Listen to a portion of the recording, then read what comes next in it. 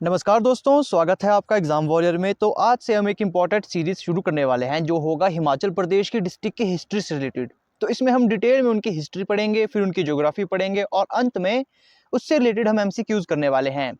तो ये सीरीज आपके Himachal Pradesh police constable, allied clerk सभी एग्जाम्स के लिए काफ़ी इंपॉर्टेंट रहने वाली है, जिसमें भी HPGK पूछा जाता है और मीडियम आपका इसमें हिंदी रहने वाला है।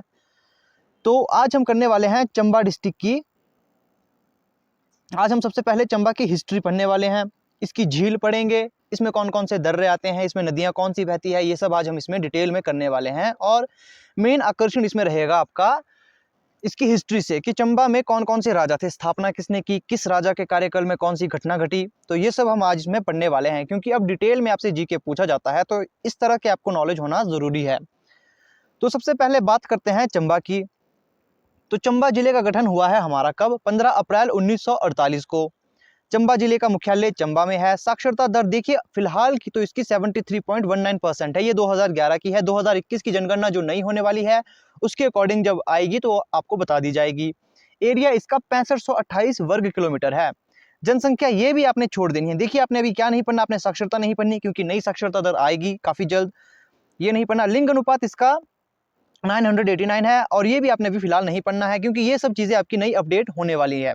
तो फिलहाल आप यहाँ पर दो ही चीज़ें पढ़ोगे कि 15 अप्रैल 1948 को इस जिले का गठन हुआ, जिला मुख्यालय चंबा है, इसका एरिया है 6528 वर्ग किलोमीटर। लेकिन फिर भी आपने इन साक्षरता दर को याद रखना है कि हो सकता है कि नई साक्षरता दर आने से पहले आपसे ये पूछी जाए, तो इसका आपको नॉलेज होना चाहिए। तो इसलिए हम पढ़ेंगे साक्षरता दर है यहाँ की 73.19% अकॉर्डिंग टू 2011 की जनगणना के अनुसार। जनसंख्या 5,18,844 है और लिंग अनुपात है इसका 989। दशकीय वृद्धि है 12.58%। ये तो थी नॉर्मल बात। अब जो मेन आकर्षण है इसका, जो मेन इंपॉर्टेंट टॉपिक है इसका, वो है आपकी हिस्ट्री। तो सबसे पहला टॉपिक है आपका यहाँ पर चंबा रियासत की हिस्ट्री। तो इसमें सबसे पहला स्टेप आएगा कि इसकी स्थापना किसने की। तो चंबा रियासत की स्थापना की थी 550 ईस्वी में अयोध्या से आए सूर्यवंशी राजा मारू ने। अब देखिए इसमें मारू ने की थी। अब आपको कहीं दिया होगा आंसर राजा मेरू बर्मन, तो मेरू बर्मन ने नहीं की थी, इसकी स्थापना की थी सबसे पहले राजा मारू ने की थी।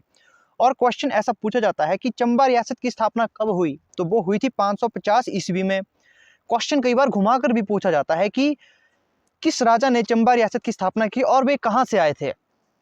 तो राजा मारू ने स्थापना की और कहां से आए थे? अयोध्या से आए थे सूर्यवंशी राजा मारू। मारू ने भरमौर ब्रह्मपुर को अपनी राजधानी बनाया। क्वेश्चन ऐसा भी पूछा जा सकता है कि जब चंबा रियासत की स्थापना राजा मारू ने की थी तो उन्होंने अपनी राजधानी किसको बनाया? तो बनाया था ब्रह्मपुर को। क्वेश्चन ऐसे भी पूछा जा सकता है कि ब्रह्मपुर को वर्तमान में किस नाम से जाना जाता है? तो वो जाना जाता है भरमौर के नाम से। आदित्य बर्मन ने 620 ईस्वी में सर्वप्रथम बर्मन उपाधि धारण की। अब यहाँ पर कई बच्चे कहते हैं कि मेरू बर्मन सर इसका आंसर होगा। देखिए मेरू बर्मन इसका आंसर कैसे आएगा, क्योंकि जो बर्मन उपाधि है वो आदित्य बर्मन ने सबसे पहले ग्रहण की थी। फिर से सुने कि जो आदित्य बर्मन जो उपाधि है वो आदित्य बर्मन ने 620 में ग्रहण की थी। तो ये भी काफी इंपॉर्टेंट है। क्वेश्चन पूछा जाता है कि बर्मन उपाधि सबसे पहले ग्रहण किसने की या फिर धारण किसने की? वो की थी आदित्य बर्मन ने। समय पूछा जाएगा तो 620 ईस्वी में। अब बात करते हैं नेक्स्ट राजा की, जो कि है मेरू बर्मन। मेरू बर्मन भरमौर का सबसे शक्तिशाली राजा थे। मेरू बर्मन ने वर्तमान चंबा शहर तक अपने राज्य का विस्तार किया था। उसने कुल्लू के राजा दत्तेश्वर पाल को हराया था। पहला क्वेश्चन तो आपका यहां से बन गया कि कुल्लू के राजा दत्तेश्वर पाल को किसने हराया था? तो वो हराया था मेरू बर्मन ने।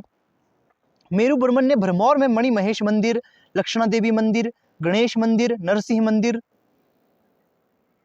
और चतराड़ी में शक्ति देवी के मंदिर का निर्माण करवाया था। ये काफी इंपॉर्टेंट टॉपिक है यहाँ से कि किस राजा ने कौन से मंदिरों का निर्माण करवाया था। ये आपने इंपॉर्टेंट में मार्क कर लेने हैं। और पीडीएफ कहाँ से मिलेगी? तो पीडीएफ तो नहीं, आप इसके स्क्रीनशॉट ले सकते हो, क्योंकि जो टॉपिक है वो आपका स्क्रीनशॉट में भी तो वही आएगा। तो इसमें आपने देखना है मेरू बर्मन ने कौन कौन से मंदिर का निर्माण किया है। तो मेरू बर्मन ने भरमौर में मणि महेश मंदिर, लक्ष्मणा देवी मंदिर, गणेश मंदिर, नरसिंह मंदिर और चतराड़ी में शक्ति देवी मंदिर का निर्माण करवाया था।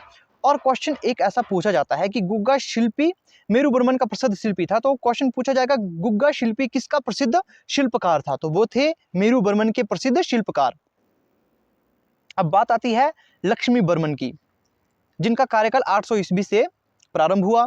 तो लक्ष्मी बर्मन के कार्यकाल में महामारी से लोग ज़्यादा मरे गए। देखिए ये जो लक्ष्मी बर्मन राजा है ये उतना इंपॉर्टेंट नहीं है, यहाँ पर याद रखने वाली बात एक ही है कि लक्ष्मी बर्मन के कार्यकाल में महामारी से ज़्यादा लोग मरे गए। क्वेश्चन ऐसा पूछा जाता है कि चंबा के किस राजा के कार्यकाल के दौरान महामारी फैली थी, तो वो है लक्ष्मी बर्मन। तिब्बतियों या फिर किरात ने चंबा रियासत के अधिकतर क्षेत्रों में कब्जा कर लिया था इनके कार्यकाल के दौरान। लक्ष्मी बर्मन की मृत्यु के बाद कुल्लू रियासत बुशहर के राजा की सहायता से चंबा से स्वतंत्र हुई। ये भी आपने नोट करनी है कि जो लक्ष्मण बर्मन की मृत्यु के बाद कुल्लू रियासत बुशहर के राजा की सहायता से चंबा से स्वतंत्र हुई थी। किससे? चंबा से स्वतंत्र हुई थी। अब बात करते हैं नेक्स्ट राजा की, जो कि है मुसान बर्मन। अब मुसान बर्मन ये इंपॉर्टेंट है। इंपॉर्टेंट क्यों है? क्योंकि इनके कार्यकाल में चूहों को मारने पर प्रतिबंध लग गया था। तो चलिए इसके बारे में पढ़ते हैं। तो लक्ष्मी बर्मन की मृत्यु के बाद रानी ने राज्य से भागकर एक गुफा में पुत्र को जन्म दिया। क्वेश्चन पूछा जा सकता है कि चंबा की किस रानी ने राज्य से भागकर एक बच्चे को गुफा में जन्म दिया था, तो वे थे मुसान बर्मन। पुत्र को गुफा में छोड़कर रानी आगे बढ़ गई, परंतु वजीर और पुरोहित रानी की सच्चाई जानने के बाद जब गुफा में लौटे तो बहुत सारे चूहे बच्चे की रक्षा करते हुए पाए। तो इसीलिए इनके कार्यकाल के दौरान चूहों को मारने पर प्रतिबंध लग गया था। तो यहीं से राजा का नाम मुसान बर्मन रखा गया। रानी और मुसान बर्मन सुकेत के राजा के पास रहे। सुकेत के राजा ने अपनी बेटी का विवाह मुसान बर्मन से करवा दिया था। क्वेश्चन पूछा जा सकता है कि किस राजा ने अपनी बेटी का विवाह मुसान बर्मन से किया था, तो सुकेत के राजा ने, और उसे पंगड़ा की जागीर दहेज में दे दी थी। क्वेश्चन ऐसा पूछा जा सकता है कि सुकेत के राजा ने जब मुसान बर्मन से अपनी बेटी का विवाह करवाया था तो उसने कौन सी रियासत दहेज में दी थी, तो वो दी थी पंगड़ा की जागीर। मुसान बर्मन ने सुकेत की सेना के साथ ब्रह्मपुर पर पुनः अधिकार कर लिया था। किसकी सहायता से? सुकेत की सेना से। मुसान बर्मन ने अपने शासनकाल में चूहों को मारने पर प्रतिबंध लगा लिया था। तो अब नेक्स्ट बात करते हैं। नेक्स्ट राजा जो हमारे हैं वो है साहिल बर्मन, जो कि काफी इंपॉर्टेंट है, मोस्ट इंपॉर्टेंट जो आपके राजा में आते हैं मारू बर्मन के बाद, तो वो है आपके साहिल बर्मन। तो वो है साहिल बर्मन। साहिल बर्मन का कार्यकाल 920 ईस्वी से शुरू हुआ। साहिल बर्मन 920 ईस्वी में चंबा शहर की स्थापना की थी। तो साहिल बर्मन ने चंबा शहर की स्थापना की थी। देखिए चंबा रियासत की स्थापना की थी मेरू बर्मन ने, और चंबा शहर की स्थापना की थी साहिल बर्मन ने। क्वेश्चन ध्यान से पढ़ना है कि रियासत पूछा गया है या शहर पूछा गया है, क्योंकि ये दो चीजें अलग अलग होती है। तो यहाँ याद रखने वाली बात यह है कि चंबा शहर की स्थापना की थी साहिल बर्मन ने। राजा साहिल बर्मन के 10 पुत्र एवं एक पुत्री थी जिसका नाम चंपावती था।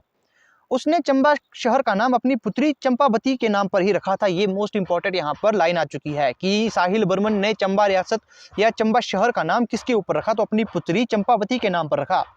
वह राजधानी ब्रह्मपुर से चंबा ले आए। ये भी मोस्ट इंपॉर्टेंट क्वेश्चन बनता है कि किस राजा ने राजधानी को बदला, तो साहिल बर्मन ने राजधानी ब्रह्मपुर से स्थानांतरित की चंबा को। साहिल बर्मन की पत्नी रानी नैना देवी ने शहर में पानी की व्यवस्था के लिए अपने प्राणों का बलिदान दे दिया था। ये क्वेश्चन भी इंपॉर्टेंट होता है कि चंबा की किस रानी ने पानी के लिए अपना बलिदान दे दिया था, तो वे थे रानी नैना देवी। और तब से रानी नैना देवी की याद में यहाँ प्रतिवर्ष सूही मेला लगता है। तो सूही मेला किसकी याद में लगता है, तो रानी नैना देवी के याद में लगता है। वो किसकी पत्नी थी? साहिल बर्मन की पत्नी थी। किसकी? साहिल बर्मन की, जिसने चंबा शहर की स्थापना की थी, जिसके 10 पुत्र और एक पुत्री थी। पुत्री का नाम था चंपावती, जिसके नाम पर चंबा शहर का नाम रखा गया था। अब देखिए यह मेला महिलाओं और बच्चों के लिए प्रसिद्ध है। साहिल बर्मन ने लक्ष्मी नारायण, चंद्रशेखर, चंद्रगुप्त, कामेश्वर मंदिर का निर्माण करवाया। ये चीज आपने इंपॉर्टेंट रखनी है कि किस राजा ने किस मंदिर का निर्माण करवाया, तो साहिल बर्मन ने लक्ष्मी नारायण मंदिर का निर्माण करवाया, चंद्रशेखर, चंद्रगुप्त और कामेश्वर मंदिर का निर्माण करवाया था। नेक्स्ट राजा है हमारे वो है युगांकर बर्मन, जिनका कार्यकाल 940 ईस्वी से शुरू हुआ।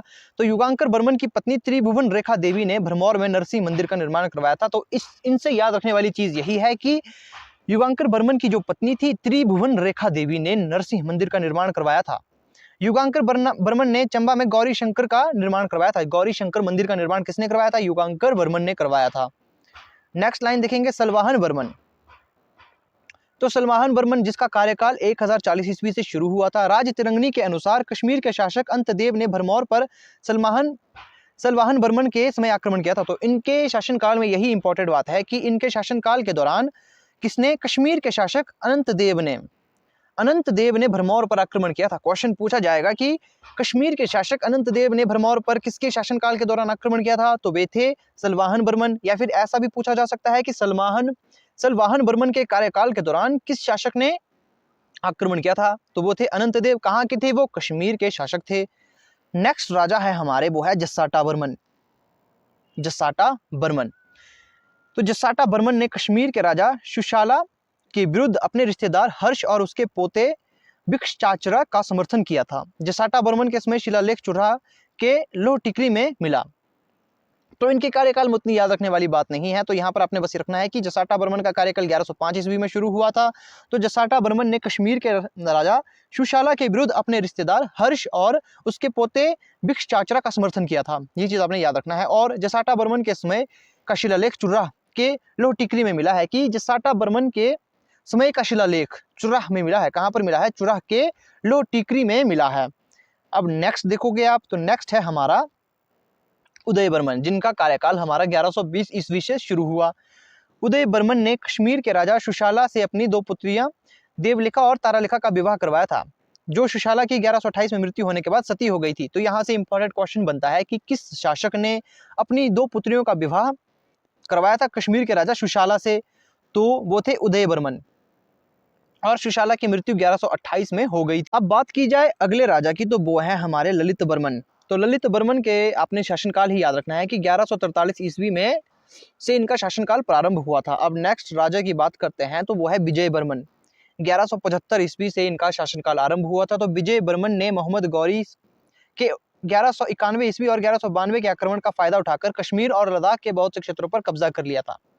क्वेश्चन आपसे पूछा जाएगा कि किस राजा ने मोहम्मद गौरी के 1191 ईस्वी और 1192 ईस्वी के आक्रमणों का फायदा उठाकर कश्मीर और लद्दाख के बहुत से क्षेत्रों में कब्जा कर लिया था? तो वे थे विजय बर्मन। अब बात करते हैं गणेश बर्मन। गणेश बर्मन काफी इंपॉर्टेंट है। देखिए इनके शासनकाल में तो उतना कुछ हुआ नहीं, लेकिन ये इंपॉर्टेंट क्यों है? गणेश बर्मन का कार्यकाल 1512 ईस्वी में आया, और गणेश बर्मन ने चंबा राज परिवार में सर्वप्रथम सिंह उपाधि धारण की थी। तो सिंह उपाधि सबसे पहले किसने धारण की? वो है गणेश बर्मन। अब इनके बाद यहाँ पर सिंह उपाधि भी इनके नाम के आगे लगने लगी, जैसे प्रताप सिंह बर्मन। अब प्रताप सिंह बर्मन के शासन के कार्यकाल के दौरान क्या क्या घटना घटी पढ़ते हैं। तो इनका कार्यकाल 1559 ईस्वी में आरंभ हुआ। 1559 ईस्वी में गणेश बर्मन की मृत्यु होने के बाद प्रताप सिंह बर्मन ने चंबा का कार्यभार संभाला। वे अकबर के समकालीन थे। ये क्वेश्चन अपने इंपॉर्टेंट मार्क कर लेना है। क्वेश्चन पूछा जाता है कि अकबर के समकालीन कौन थे? चंबा शासन के उस राजा का नाम बताइए जो अकबर का समकालीन था। तो वो होंगे प्रताप सिंह बर्मन। चंबा से रीलू क्षेत्र टोडरमल द्वारा मुगलों को दिया। चंबा से रीलू क्षेत्र टोडरमल द्वारा किसको दिया गया था? मुगलों को दिया गया था। प्रताप सिंह बर्मन ने कांगड़ा के राजा चंद्रपाल को हराकर गुलेर को चंबा रियासत में मिला लिया था। ये काफी इंपॉर्टेंट यहाँ पर लाइन आ चुकी है। क्वेश्चन आपसे पूछा जाएगा कि चंबा के किस राजा ने कांगड़ा के राजा चंद्रपाल को हराया था और गुलेर को चंबा रियासत में मिला लिया था? तो वो होंगे आपके प्रताप सिंह बर्मन। देखिए क्वेश्चन हमेशा घुमाकर पूछा जाता है, ऐसा ही नहीं पूछा जाएगा। हो सकता है ऐसा भी पूछा जाए कि प्रताप सिंह बर्मन ने किस राज्य के राजा को हराकर गुलेर को चंबा रियासत में मिला लिया था? तो कांगड़ा के राजा, उनका नाम भी पूछा जा सकता है, जिसका नाम है राजा चंद्रपाल। नेक्स्ट बात करते हैं बलभद्र की, जिनका शासनकाल है 1579 ईस्वी में एवं जनार्दन। बलभद्र एवं जनार्दन। तो बलभद्र बहुत दयालु और दानवीर था। लोग उसे बालीकरण कहते हैं। तो क्वेश्चन पूछा जा सकता है कि चंबा रियासत के किस राजा या चंबा शहर के किस राजा को बालीकरण कहकर पुकारते थे? तो वो थे बलभद्र। उसका पुत्र जनार्दन उन्हें गद्दी से हटाकर स्वयं गद्दी पर बैठा।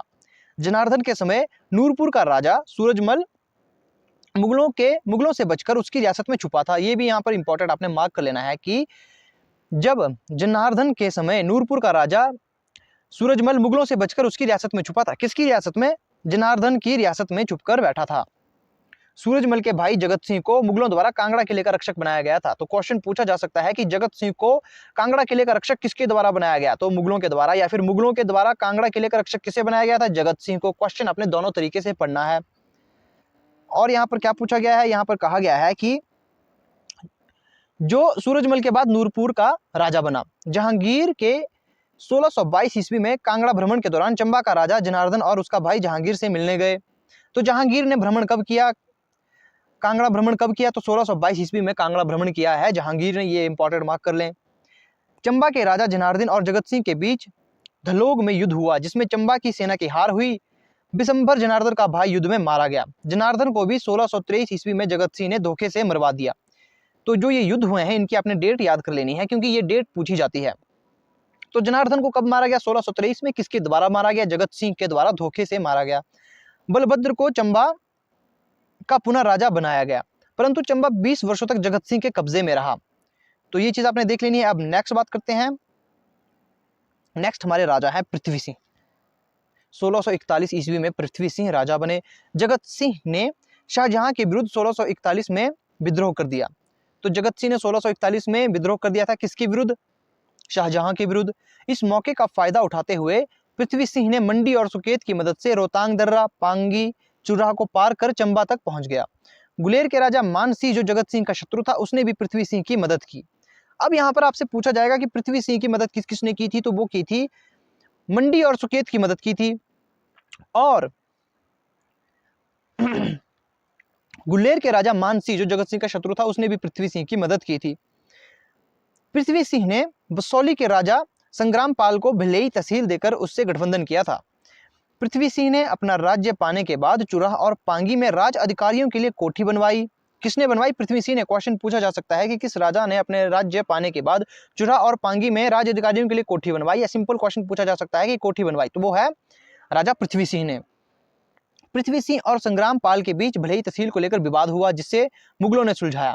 क्वेश्चन पूछा जा सकता है कि भिलई तहसील को लेकर विवाद किन किन दो राजाओं के बीच में हुआ था? तो वो हुआ था पृथ्वी सिंह और संग्राम पाल के बीच में। भिलई को 1648 में चंबा को दे दिया गया। पृथ्वी सिंह मुगल बादशाह शाहजहां का समकालीन था। ये इंपॉर्टेंट मार्क कर लेना है कि क्वेश्चन पूछा जा सकता है कि शाहजहां का समकालीन कौन था? तो चंबा के समय तो वो है पृथ्वी सिंह। उसने शाहजहां के शासनकाल में 9 बार दिल्ली की यात्रा की और रघुवीर की प्रतिमा शाहजहां द्वारा भेंट में प्राप्त की। क्वेश्चन पूछा जा सकता है कि रघुवीर की प्रतिमा किसने पृथ्वी सिंह को दी थी? तो वो दी थी शाहजहां ने। चंबा में खज्जी नाग, जिसे खजियार कहते हैं, हिडिंबा मंदिर और सीताराम मंदिर का निर्माण पृथ्वी सिंह के नर्स मतलब एक दाई बाटलू ने करवाया, जिसे पृथ्वी सिंह के प्राणों की रक्षा की थी। तो यहाँ पर अब क्वेश्चन पूछा जा सकता है कि चंबा में खज्जी नाग, हिडिंबा मंदिर और सीताराम मंदिर का निर्माण पृथ्वी सिंह के नर्स भाटलू ने करवाया था। किसने करवाया था? पृथ्वी सिंह के नर्स मतलब दाई उसे कहते हैं, भाटलू ने करवाया था। अब बात है चत्तर सिंह। चत्तर सिंह काफी इंपॉर्टेंट है। चत्तर सिंह काफी इंपॉर्टेंट है। चत्तर सिंह जिनका कार्यकाल 1664 ईस्वी में शुरू हुआ। चत्तर सिंह ने बसौली पर आक्रमण कर भिलई पर कब्जा किया था। चत्तर सिंह औरंगजेब का शासक था। उसने 1678 ईस्वी में औरंगजेब के सभी हिंदू मंदिरों को नष्ट करने का आदेश मानने से इनकार कर दिया था। अब क्वेश्चन यहाँ से पूछा जाता है कि किस राजा ने औरंगजेब का हुक्म मानने से इनकार कर दिया था या फिर उसका आदेश मानने से इनकार कर दिया था? तो वो है चत्तर सिंह। तो औरंगजेब ने चत्तर सिंह को क्या आदेश दिया था? तो सभी हिंदू मंदिरों को नष्ट करने का आदेश दिया था। तो ये चीज आपने यहाँ पर नोट कर लेनी है। अब बात आती है नेक्स्ट राजा की, जो कि है उदय सिंह। उदय सिंह जिनका कार्यकाल 1690 ईस्वी में शुरू होता है। चत्तर सिंह के पुत्र राजा उदय सिंह ने अपने चाचा वजीर जय सिंह की मृत्यु के बाद एक नाई को उसकी पुत्री के प्रेम में पकड़कर चंबा का वजीर नियुक्त कर दिया था। तो यही इनके कार्यकाल में इंपॉर्टेंट घटना घटी थी। बस आपने इनका कार्यकाल याद रखना है और याद रखना है कि ये चत्तर सिंह के पुत्र हैं। अब नेक्स्ट बात करते हैं उम्मेद सिंह की, जिनका कार्यकाल 1748 ईस्वी में शुरू होता है। उम्मेद सिंह के शासनकाल में चंबा राज्य मंडी की सीमा तक फैला था। तो क्वेश्चन पूछा जाता है, ये काफी इंपॉर्टेंट वीडियो है, आपने इसे ध्यान से देखना है और पूरा देखना है, क्योंकि एक बार इसको देखने के बाद आपको फिर से हिमाचल की हिस्ट्री पढ़ने की जरूरत नहीं है, क्योंकि इसमें हम पूरा डिटेल में पढ़ रहे हैं। उम्मेद सिंह के शासनकाल में चंबा राज्य मंडी की सीमा तक फैल गया था। तो क्वेश्चन पूछा जाता है कि किसके शासनकाल में चंबा राज्य मंडी की सीमा तक फैल गया था? तो वो है उम्मेद सिंह। उम्मेद सिंह का पुत्र राज सिंह राजनगर में पैदा हुआ। उम्मेद सिंह ने राजनगर में नाडा महल का निर्माण करवाया था। ये इंपॉर्टेंट क्वेश्चन है, किस राजा ने राजनगर में नाडा महल का निर्माण करवाया था? देखिए क्वेश्चन दो तरह से पूछा जा सकता है कि उम्मेद सिंह ने राजनगर में किस महल का निर्माण करवाया था? तो नाडा महल का। क्वेश्चन पूछा जा सकता है कि राजनगर में नाडा महल किसने बनवाया था? तो वो था उम्मेद सिंह। और रंग महल की नींव भी उम्मेद सिंह ने रखी थी। रंग महल की नींव भी उम्मेद सिंह ने रखी थी। अपनी मृत्यु के बाद रानी को सती न होने का आदेश छोड़कर रखा था। तो पहला राजा कौन था जिसने अपनी रानी को सती न होने का आदेश छोड़कर रखा था? तो वे थे उम्मेद सिंह। उम्मेद सिंह की 1764 ईस्वी में मृत्यु हो गई थी। अब बात आती है राज सिंह की। राज सिंह जिनका कार्यकाल है 1764 ईस्वी में। राज सिंह अपने पिता की मृत्यु के बाद 9 वर्ष की आयु में राजा बने। क्वेश्चन पूछा जा सकता है कि कौन राजा अपने पिता की मृत्यु के बाद 9 वर्ष की ही आयु में राजा बने थे? तो वे थे राज सिंह। घमंड चंद ने पथियार को चंबा से छीन लिया, परंतु रानी ने जम्मू के रणजीत सिंह की मदद से इसे पुनः प्राप्त कर लिया। चंबा के राजा राज सिंह और कांगड़ा के राजा संसार चंद के बीच रिहलू क्षेत्र पर कब्जे के लिए युद्ध हुआ था। ये इंपॉर्टेंट है कि चंबा के राजा राज सिंह और कांगड़ा के राजा संसार चंद के बीच कहां पर, रिहलू क्षेत्र पर कब्जे के लिए युद्ध हुआ था। राजा राज सिंह की शाहपुर के पास 1764 ईस्वी में युद्ध के दौरान मृत्यु हो गई थी। तो इसमें राजा राज सिंह जो कि चंबा के राजा थे, 1794 ईस्वी में इनकी मृत्यु हो गई थी। और युद्ध किसके विरुद्ध चला था, तो वो चला था कांगड़ा के राजा संसार चंद के बारे में। निक्का, रांझा, छज्जू और हरकू राज सिंह के दरबार के निपुण कलाकार थे। तो ये आपने याद रखना है कि राज सिंह के दरबार के जो निपुण कलाकार थे वो कौन कौन थे, निक्का, उसके बाद रांझा, छज्जू, ये सभी आपने याद रखने हैं। अब बात करते हैं जीत सिंह की, जिनका कार्यकाल 1764 ईस्वी में शुरू हुआ। जीत सिंह के समय चंबा राज्य ने नाथू वजीर को संसार चंद के खिलाफ युद्ध में सैनिकों के साथ भेजा। नाथू वजीर गोरखा अमर सिंह थापा बिलासपुर के महानचंद आदि के अधीन युद्ध लड़ने गया था। तो ये इंपॉर्टेंट क्वेश्चन है, इंपॉर्टेंट टॉपिक है, ये आपने मार्क लेना है, इंपॉर्टेंट लाइन है यहाँ पर, क्योंकि यहाँ कहा गया है कि जीत सिंह के समय राजा कौन था, जीत सिंह था। चंबा के राज्य ने नत्थू वजीर को संसार चंद के खिलाफ, किसके खिलाफ, संसार चंद के खिलाफ युद्ध में सैनिकों के साथ भेजा था। संसार चंद के खिलाफ नत्थू वजीर को। नत्थू वजीर गोरखा अमर सिंह थापा बिलासपुर के महानचंद आदि के अधीन युद्ध लड़ने गया था। मतलब वो किसके अधीन गया था, वो गया था गोरखों के अधीन और बिलासपुर के राजा महानचंद के अधीन, जिन्होंने गोरखाओं को आमंत्रण दिया था युद्ध के लिए। कौन थे वो, महानचंद थे। राजा कहाँ के हैं, बिलासपुर के। अब बात करते हैं चरहट सिंह के, जो कि 1808 ईस्वी में जिनका कार्यकाल शुरू होता है। चरहट सिंह 6 वर्ष की आयु में राजा बने। अब यहाँ से क्वेश्चन ये भी पूछा जा सकता है कि कौन 6 वर्ष की आयु में राजा बना, तो वो है चरहट सिंह। नाथू वजीर राज काज देखता था, तो क्वेश्चन ऐसा पूछा जा सकता है कि चरहट सिंह जो 6 वर्ष की आयु में राजा बने, उनके समय कौन राजपाट देखता था, तो राजकाज देखते थे नत्थू वजीर। रानी शारदा चरहट सिंह की मां ने 1825 में राधा कृष्ण मंदिर की स्थापना की थी। ये क्वेश्चन इंपॉर्टेंट है। राधा कृष्ण मंदिर की स्थापना किसने की थी, तो वो की थी चरहट सिंह की माता ने, रानी शारदा ने। पद्दर के राज अधिकारी रत्नू ने 1820 से 25 ईस्वी में जास्कर पर आक्रमण कर उसे चंबा भाग बनवा दिया था। चंबा के भाग में मिलवा दिया था। तो किसने, तो वो हैं आपके रत्नू ने, अधिकारी रत्नू ने 1820 से 1825 ईस्वी में जास्कर पर आक्रमण कर उसे चंबा का भाग बना लिया था। तो 1838 में नत्थू वजीर की मृत्यु के बाद वजीर भागा चंबा का वजीर नियुक्त किया गया। देखिए जो ये नत्थू वजीर है ये काफी इंपॉर्टेंट है। तो इनकी मृत्यु कब हुई थी, तो 1838 में हुई थी। इनके बाद कौन नया वजीर बना था, तो वो थे भागा। 1839 में बिगने और जनरल कनिंघम ने चंबा की यात्रा की। तो ये काफी इंपॉर्टेंट है। 1839 कब, 1839 ईस्वी में विग्ने और जनरल कनिंघम ने चंबा की यात्रा की थी। अब देखिए कौन चंबा आया, किस समय चंबा आया, तो ये काफी इंपॉर्टेंट है। तो इसे भी आपने मार्क कर लेना है, क्योंकि इससे रिलेटेड भी क्वेश्चन पूछे जाते हैं। चरहट सिंह की 42 वर्ष की आयु में 1844 ईस्वी में मृत्यु हो गई थी। तो अब बात करते हैं नेक्स्ट की। तो नेक्स्ट है हमारे पास श्री सिंह। कौन है, श्री सिंह। नेक्स्ट हमारे पास है श्री सिंह, जिनका कार्यकाल 1844 ईस्वी में शुरू हुआ। श्री सिंह 5 वर्ष की आयु में गद्दी पर बैठा। लक्कड़ शाह ब्राह्मण श्री सिंह के समय प्रशासन पर नियंत्रण रखे हुए था। तो ये काफी इंपॉर्टेंट है कि लक्कड़ शाह ब्राह्मण किसके कार्यकाल के दौरान थे, तो वे हैं श्री सिंह के कार्यकाल के दौरान। राजा का नाम पूछा जाता है तो वह है श्री सिंह, जिसकी बलेज में हत्या कर दी गई। अंग्रेजों ने 1846 ईस्वी को जम्मू के राजा गुलाब सिंह को चंबा दे दिया, परंतु वजीर भागा के प्रयासों से सर हेनरी लॉरेंस ने चंबा के वर्तमान स्थिति रखने दी। देखिए यहाँ पर इंपॉर्टेंट बात कही गई है कि किसके कार्यकाल के दौरान, श्री सिंह के कार्यकाल के दौरान अंग्रेजों ने 1846 ईस्वी को जम्मू के राजा गुलाब सिंह को चंबा दे दिया था। किसे दे दिया था, जम्मू के राजा गुलाब सिंह को। कब, 1846 में अंग्रेजों ने। परंतु वजीर भागा के प्रयासों के दौरान सर हेनरी लॉरेंस ने चंबा को जम्मू में मिलने नहीं दिया और उसे वर्तमान स्थिति में बनाए रखा। भद्रवाह को हमेशा के लिए चंबा से लेकर जम्मू को दे दिया। श्री सिंह के समय चंबा 1846 में अंग्रेजों के अधीन आ गई थी। ये क्वेश्चन में इंपॉर्टेंट है कि किस राजा के कार्यकाल के दौरान चंबा अंग्रेजों के अधीन आ गई थी, तो वो है श्री सिंह के कार्यकाल के दौरान। श्री सिंह 1857 ईस्वी के विद्रोह के समय अंग्रेजों के प्रति समर्पित रहा। तो ये भी क्वेश्चन पूछा जा सकता है कि जब 1857 की क्रांति हुई थी तो श्री सिंह किसके साथ थे, तो वो अंग्रेजों के साथ थे। उसने मियां अवतार सिंह के अधीन डलहौजी में अंग्रेजों की सहायता के लिए सेना भेजी। वजीर भागा ने 1854 ईस्वी में सेवानिवृत्त हो गए और उसका वजीर बिल्लू ने ले लिया। तो उनके जगह नए जो वजीर बने वो थे बिल्लू वजीर। तो मेजर ब्लेयर रीड 1863 में चंबा के सुप्रीडेंट बने। तो ये इंपॉर्टेंट है यहाँ पर कि क्वेश्चन पूछा जा सकता है कि 1863 में चंबा के सुप्रिटेंडेंट कौन बने, तो वो बने थे मेजर ब्लेयर। 1863 में डाकघर खोला गया था। तो चंबा में प्रथम डाकघर कब खोला गया, तो 1863 ईस्वी में खोला गया था। चंबा के बनों को अंग्रेजों को 99 वर्ष की लीज पर दे दिया गया। श्री सिंह को 1870 में उनकी मृत्यु हो गई थी। अब बात करते हैं गोपाल सिंह।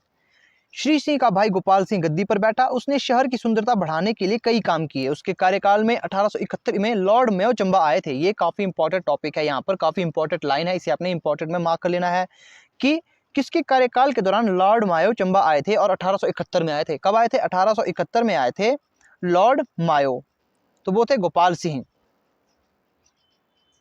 गोपाल सिंह को गद्दी से हटाकर 1873 ईस्वी में उसके बड़े बेटे श्याम सिंह को राजा बना लिया गया था। अब है श्याम सिंह जो कि 1873 ईस्वी में राजा बने। श्याम सिंह को 7 वर्ष की आयु में जनरल रेनल्ड टेलर द्वारा राजा बनाया गया था। तो श्याम सिंह को किसके द्वारा राजा बनाया गया था, पहला तो अंग्रेजों के द्वारा। अंग्रेजों में कौन थे, वो थे जनरल रेनल्ड टेलर के द्वारा। और मियां अवतार सिंह को वजीर बनाया गया था। तो वजीर किसे बनाया गया था, मियां अवतार सिंह को सर हेनरी डेविस ने 1874 ईस्वी में चंबा की यात्रा की थी। ये भी काफी इंपॉर्टेंट है। किसने, सर हेनरी डेविस ने 1874 में चंबा की यात्रा की थी। किसने, हेनरी डेविस ने चंबा की यात्रा की थी 1874 में। और 1875 ईस्वी में कर्नल रीड अस्पताल को तोड़कर 1891 ईस्वी में 40 बिस्तरों का श्याम सिंह अस्पताल ही बनाया गया था। रावी नदी पर शीतला पुल जो 1894 में की बाढ़ में टूट गया था, इसकी जगह पर लोहे का सस्पेंशन पुल बनाया गया 1894 में। रावी नदी पर शीतला पुल जो कि 1894 की बाढ़ से टूट गया था, उसकी जगह पर लोहे का सस्पेंशन पुल कब बनाया गया, 1894 ईस्वी में। 1895 ईस्वी में भटियात में विद्रोह हुआ। कब हुआ, ये देखिए विद्रोह से रिलेटेड क्वेश्चन भी आपने पूछना है और किसके कार्यकाल के दौरान हुआ। देखिए श्याम सिंह के कार्यकाल के दौरान 1895 ईस्वी में भटियात में विद्रोह हुआ था। श्याम सिंह के छोटे भाई मियां भूरी सिंह को 1898 ईस्वी में वजीर बनाया गया। वर्ष 1900 ईस्वी में लॉर्ड कर्जन और उसकी पत्नी चंबा की यात्रा पर आए थे। ये इंपॉर्टेंट है, क्वेश्चन पूछा जा सकता है कि लॉर्ड कर्जन और उसकी पत्नी चंबा की यात्रा पर कब आए थे, तो वो आए थे 1900 ईस्वी के दौरान। 1902 में श्याम सिंह बीमार पड़ गए थे। और ये भी पूछा जा सकता है कि लॉर्ड कर्जन किसके कार्यकाल के दौरान आए, तो वो आए थे श्याम सिंह के कार्यकाल के दौरान। वर्ष 1904 ईस्वी में भूरी सिंह को चंबा का राजा बनाया गया। ये काफी इंपॉर्टेंट लाइन है। भूरी सिंह को राजा कब बनाया गया, तो वो बनाया गया था 1904 ईस्वी में। तो अब बात करते हैं राजा भूरी सिंह की, जिसे 1904 में राजा बनाया गया था। तो राजा भूरी सिंह को 1 जनवरी 1906 को नाइटहुड की उपाधि प्रदान की गई थी। ये भी क्वेश्चन इंपॉर्टेंट है कि चंबा के किस राजा को नाइटहुड की उपाधि प्रदान की गई थी, तो वो थी राजा भूरी सिंह को। भूरी सिंह संग्रहालय की स्थापना 1908 में की गई। ये भी इंपॉर्टेंट क्वेश्चन है। क्वेश्चन पूछा जाता है कि भूरी सिंह संग्रहालय की स्थापना कब हुई, 1908 में हुई। राजा भूरी सिंह ने प्रथम विश्व युद्ध 1914 से 1918 के बीच में जो रहा, अंग्रेजों की सहायता की थी। ये आपने इंपॉर्टेंट मार्क कर लेना है। साल नदी पर 1910 ईस्वी में बिजली घर का निर्माण किया गया। किस नदी पर, साल नदी पर 1910 ईस्वी में, जिससे चंबा शहर को बिजली प्रदान की गई। राजा भूरी सिंह की 1919 ईस्वी में मृत्यु हो गई थी। राजा भूरी सिंह की मृत्यु के बाद टीकाराम सिंह चंबा के राजा बने थे। अब बात करते हैं राजा लक्ष्मण सिंह के बारे में। ये इंपॉर्टेंट क्यों है, क्योंकि राजा लक्ष्मण सिंह को 1935 ईस्वी में चंबा का अंतिम राजा बनाया गया था। देखिए शुरुआत किसने की, स्थापना किसने की और अंतिम राजा कौन रहे, ये इंपॉर्टेंट बनता है। तो राजा लक्ष्मण सिंह कौन है, चंबा के अंतिम राजा। क्वेश्चन पूछा जाता है कि चंबा का अंतिम राजा कौन है, तो वो है राजा लक्ष्मण सिंह। चंबा रियासत को 15 अप्रैल 1948 में हिमाचल प्रदेश का हिस्सा बना दिया गया था। तो ये थे हिस्ट्री से रिलेटेड। अब बात करेंगे इसकी लेक और दर्रे, क्योंकि इससे भी काफी इंपॉर्टेंट क्वेश्चन पूछे जाते हैं। और किसी को अगर यहाँ पर कोई डिटेल छूट जाती है तो घबराए नहीं, इसके हम काफी जल्द एमसीक्यूज करने वाले हैं। एमसीक्यूज करेंगे, जिसमें जो टॉपिक बचता है वो भी हम इसे कवर कर देंगे। और वीडियो को आपने स्किप नहीं करना है, इसे आपने पूरा देखना है, क्योंकि इस वीडियो को देखने के बाद आपके जो हिस्ट्री से रिलेटेड डाउट रहेंगे वो पूरे क्लियर हो जाएंगे। अब नेक्स्ट बात करते हैं आपके भौगोलिक स्थिति के बारे में। चंबा जिला हिमाचल प्रदेश के उत्तर पश्चिम में स्थित है। क्वेश्चन पूछा जा सकता है कि चंबा जिला हिमाचल प्रदेश के किस दिशा में स्थित है, तो यह है उत्तर पश्चिम। चंबा के उत्तर एवं पश्चिम में जम्मू कश्मीर, पूर्व में लाहौल स्पीति, दक्षिण में कांगड़ा जिले की सीमाएं लगती है। अब बात करते हैं पर्वत श्रृंखलाएं जो कि काफी इंपॉर्टेंट है। हाथीधार चंबा में स्थित है। क्वेश्चन पूछा जा सकता है कि हाथीधार कहाँ है, किस जिले में स्थित है, तो ये चंबा में स्थित है। यह कम ऊंचाई वाले शिवालिक पर्वत हैं। हाथीधार और धौलाधार के बीच में भटियात तहसील स्थित है। किस किस के बीच? हाथीधार और धौलाधार के बीच भटियात तहसील स्थित है। पांगी श्रृंखला पीर पंजाल को कहा जाता है। यह पीर पंजाल श्रृंखला बड़ा बंगाल से चंबा में प्रवेश कर चंबा को 2 बराबर भागों में बांटती है। कौन सी? पीर पंजाल। पीर पंजाल श्रृंखला बड़ा बंगाल से, देखिए पीर पंजाल श्रृंखला बड़ा बंगाल से चंबा में प्रवेश करती है और चंबा को 2 बराबर भागों में बांटती है। दगानी धार चंबा और भद्रवाह जम्मू कश्मीर के बीच में सीमा बनाती है। ये भी काफी इंपॉर्टेंट है। क्वेश्चन पूछा जा सकता है कि चंबा और भद्रवाह जो कि जम्मू कश्मीर में है कि बीच सीमा कौन बनाती है, तो वह है दगानी धार। अब बात करते हैं दर्रों की। दर्रे से भी इंपॉर्टेंट क्वेश्चन पूछा ही जाता है। चंबा में कौन कौन से दर्रे हैं, तो इसे आपने नोट कर लेना है। एक तो जालसू दर्रा, साच, कुगती, पौंडरी, बसोदन चंबा जिले के प्रसिद्ध दर्रे हैं। कौन कौन से? जालसू दर्रा, साच दर्रा, कुगती दर्रा, पौंडरी दर्रा, बसोदन दर्रा चंबा जिले के प्रसिद्ध दर्रे हैं। नदियों की बात की जाए तो चंबा जिले में मुख्य रूप से चिनाब नदी बहती है, जिसे चंद्रभागा कहते हैं। थिरोट से चंबा में प्रवेश करती है। कहाँ से? ये थिरोट से चंबा में प्रवेश करती है और संसारी नाला के पास चंबा को छोड़कर जम्मू कश्मीर में प्रवेश करती है। उदयपुर में मियार खड्ड और साच में सेंचू नाला चिनाब में मिलता है। कहाँ कहाँ पर? देखिए उदयपुर में मियार खड्ड एक तो चिनाब से मिलती है और साच में सेंचू नाला चिनाब से मिलता है। रावी नदी बड़ा बंगाल से निकलती है। रावी नदी कहाँ से निकलती है? बड़ा बंगाल से निकलती है। बुढ़िल, सूर, तुंडा रावी की सहायक नदियां हैं। साल नदी चंबा के पास रावी से मिलती है। सियूल रावी की सबसे बड़ी सहायक नदी है। रावी नदी खैरी से चंबा को छोड़कर जम्मू कश्मीर में प्रवेश करती है। अब देखिए रावी नदी बड़ा बंगाल से निकलती है और छोड़ती कहाँ से है रावी नदी चंबा को? ये जम्मू कश्मीर में प्रवेश करती है, मतलब कि खैरी नामक स्थान पर चंबा को ये छोड़ देती है। नदियों से रिलेटेड आपने क्वेश्चन जो भी हो उसकी टेंशन नहीं लेनी है। आपने बस प्लेलिस्ट पर चेक करना है हिमाचल प्रदेश की ज्योग्राफी ऑफ हिमाचल प्रदेश। इसमें मैंने आपको नदियों से रिलेटेड सारे क्वेश्चन करवाए हुए हैं। एक डिटेल वीडियो बनाई है जिसमें मैंने आपको किस नदी की कौन सहायक नदी है ये बता दिया है, जिससे आप आसानी से गैस कर पाओगे कौन सी नदी किसकी सहायक है। अब बात करते हैं नेक्स्ट टॉपिक की, जो कि है घाटियां। तो घाटियां कौन कौन सी है चंबा में? तो सबसे पहले है रावी घाटी, फिर चिनाब घाटी चंबा में स्थित है। भटियात और सिहूता चंबा की सबसे उपजाऊ घाटी है। क्वेश्चन पूछा जा सकता है कि चंबा की सबसे उपजाऊ घाटी कौन कौन सी है, तो वो है आपकी भटियात और सिहूता चंबा की सबसे उपजाऊ घाटियां हैं। झीलों की बात की जाए तो मणिमहेश, गड़ासरू, खजियार, महाकाली, लांबा मेन झील है। लेकिन अगर यहाँ से इसे डिटेल में पढ़ा जाए, क्योंकि झीलों से भी काफी इंपॉर्टेंट क्वेश्चन बनते हैं, तो झीलों में यहाँ पर क्वेश्चन की बात की जाए तो सबसे पहली झील है हमारे पास खजियार झील।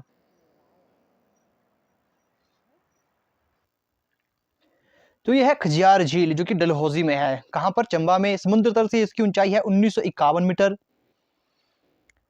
अब यहां पर बात करते हैं इसकी मुख्य विशेषताएं। यह झील चंबा से 27 किलोमीटर दूर डलहौजी उपमंडल में स्थित है। यह झील समुद्र तल से 1951 मीटर की ऊंचाई पर है।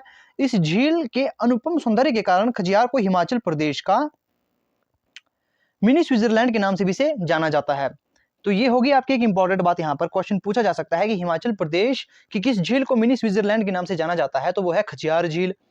इस झील का क्षेत्रफल 5 हेक्टेयर है। झील के किनारे स्थित मंदिर खजियार नाग को समर्पित है। अब गड़ासरू महादेव झील जो कि चुर्राह में स्थित है। कहाँ? चंबा में है। समुद्र तल से इसकी ऊंचाई है 3505 मीटर। तो इस झील की परिधि लगभग 1 किलोमीटर अर्थात 2 हेक्टेयर है। इस झील के किनारे पर स्थित महाकाली का मंदिर है। अब नेक्स्ट आप बात करोगे, नेक्स्ट जो झील है हमारी वो है लामा झील। लामा झील जो कि चंबा में स्थित है। इसकी ऊंचाई है 3962 मीटर। देखिए ऊंचाई से रिलेटेड क्वेश्चन भी पूछा जाता है, तो इसे आपने याद रखना है कि समुद्र तल से इस झील की ऊंचाई कितनी है। इसकी मुख्य विशेषताएं हैं, ये तो भरमौर उपमंडल में है। यह समुद्र तल से 3962 मीटर की ऊंचाई पर है। लामा डल झील को 7 झीलों का समूह कहते हैं। इसे 7 झीलों का समूह कहते हैं। क्वेश्चन पूछा जा सकता है कि 7 झीलों का समूह किसे कहते हैं, क्योंकि अब इस प्रकार के क्वेश्चन तो कम ही पूछे जाते हैं कि लामा झील किस जिले में स्थित है, ये तो सभी को पता होगा।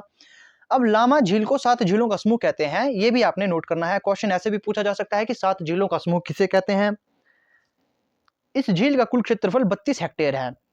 यह झील समूह नागडल और नागिल और नागछत्री डल के नाम से जाना जाता है। इस समूह में लामा झील का व्यास 2 किलोमीटर है। यह झील धौलाधार पर्वत श्रृंखला में पड़ती है। यहाँ एक छोटा सा शिव मंदिर भी है। अब बात करते हैं जो नेक्स्ट झील है हमारी, वो है मणिमहेश झील, भरमौर में स्थित है, चंबा में है। ऊंचाई इसकी 3950 वर्ग किलोमीटर है। कैलाश चोटी की तलहटी में स्थित यह झील चंबा से 100 किलोमीटर की दूरी पर भरमौर उपमंडल में स्थित है। इस झील की समुद्र तल से ऊंचाई है 3950 मीटर। इस झील का अनुमानित व्यास कितना है? 1 किलोमीटर। प्रतिवर्ष अगस्त सितंबर माह में यहाँ पर वार्षिक मणिमहेश यात्रा का आयोजन किया जाता है। कहां पर किया जाता है? ये किया जाता है मणिमहेश झील, भरमौर में। अब बात है जो नेक्स्ट झील हमारी, वो है महाकाली झील, चंबा में है। इसकी ऊंचाई है 3657 मीटर। यह झील चुरा घाटी के खुड्डी मराल चांजू पंचायत में है।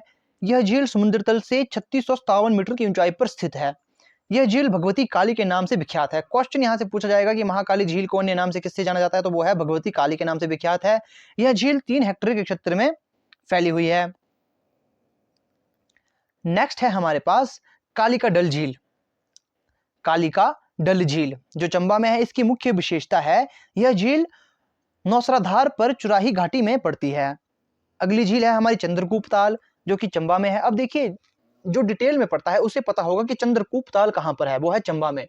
अधिकतर आपके पास 5 से 6 जो मेन झील है वही बताई जाती है, तो आपने सारी पढ़कर जाना है, क्योंकि हो सकता है कि जो आप नहीं पढ़कर गए हो वो भी पूछी जाए। जैसे चंद्रकूप झील चंबा में है, जिसकी समुद्र तल से ऊंचाई 3450 मीटर है। अब हो सकता है कि आपने नाम तो पढ़ लिए, आपने उसकी समुद्र तल से ऊंचाई नहीं पढ़ी, तो कई बार समुद्र तल से ऊंचाई भी पूछी जाती है।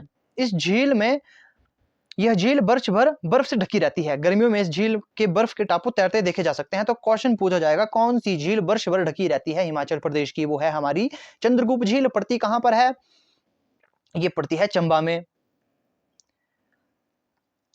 अब पढ़ते हैं हम मेहल नाग डल झील चुर्रा, जो कि चंबा में है। इसकी मुख्य विशेषता है कि यह झील चंबा की चुरा घाटी में है। मेहल नाग डल झील चुरा घाटी के मेहलबार धार पर स्थित है। यह झील नाग देवता के नाम से विख्यात है। बैसाखी चामुंडा डल झील, जो कि चुराह में स्थित है, चंबा में है। यह झील चंबा जिले के एंथली जीत पर चुराह घाटी में पड़ती है। अब बात करते हैं चमेरा झील। ये भी इंपॉर्टेंट है। ये इंपॉर्टेंट क्यों है? क्योंकि ये मैन मेड है, आर्टिफिशियल है, मानव निर्मित झील। चंबा में है। समुद्र तल से ऊंचाई 892 मीटर है। यह झील रावी नदी पर चमेरा बांध बनने के कारण अस्तित्व में आई। किस नदी पर बनी है ये? पहली बात आपने ये याद रखनी है कि चमेरा झील आपकी रावी नदी पर बनी है, और बांध का नाम क्या है? चमेरा बांध के बनने से ये झील बनी है। यह कृत्रिम झील समुद्र से 892 मीटर की ऊंचाई पर स्थित है। तो ये थे आज के कुछ इंपॉर्टेंट क्वेश्चंस। आई होप आपको ये डिटेल में हिस्ट्री और इसकी ज्योग्राफी आपको पसंद आ रही होगी। आपने अगर वीडियो अच्छी लगती है तो इसे लाइक और शेयर जरूर करना है, क्योंकि बात रही किसी भी एग्जाम की, चाहे बात हो वो पुलिस की, अलाइड की, तो इसी तरह डिटेल में आप पढ़ोगे तो आपके लिए ही फायदा रहेगा, चाहे आप क्लर्क की तैयारी कर रहे हो। अब एक बात देखो, मैं इसकी पीडीएफ नहीं देता। मैं पीडीएफ क्यों नहीं देता? आपको खुद से आपके इसके नोट बनाने होंगे। इसके नोट्स आप बनाओगे तो ही फायदेमंद रहेगी। मोबाइल की पीडीएफ बस मोबाइल में ही रहती है। जितना मेरा एक्सपीरियंस है, बच्चे कभी भी पीडीएफ से नहीं पढ़ते। तो अगर आपको पीडीएफ चाहिए, या तो आप स्क्रीनशॉट ले लीजिए, या तो आपको सबसे बेस्ट वे क्या है, आपने कॉपी में लिख लेना है। पहले आपने वीडियो देख ली, फिर आप उसे लिखते जाइए, दूसरी बार फिर से वीडियो लगाइए और लिखते जाइए जो जो आपको इंपॉर्टेंट बात लग रही है। क्योंकि ऐसा करने से देखो मुझे कोई फायदा नहीं होगा, फायदा आपको ही होगा। तो आपने इस बात को समझना है। तो अब मिलते हैं आपसे नेक्स्ट वीडियो में। अगर कोई गलत मैंने बात बता दी हो, कोई गलत इंफॉर्मेशन दी हो, तो आपने मुझे जरूर बताना है कमेंट करके, क्योंकि जरूरी नहीं कि मैं 100% ठीक ही बता रहा हो सकता है कि 1% मैंने गलत भी पढ़ा लिया हो, तो आपने मुझे कमेंट करके ठीक बताना है। अपनी ओर से तो मैं पूरी 100% ठीक कंटेंट लाने की कोशिश करता हूं, लेकिन फिर भी कोई गलती रह जाती है तो कमेंट करके जरूर बताना है, और चैनल को आपने जरूर सब्सक्राइब कर लेना है।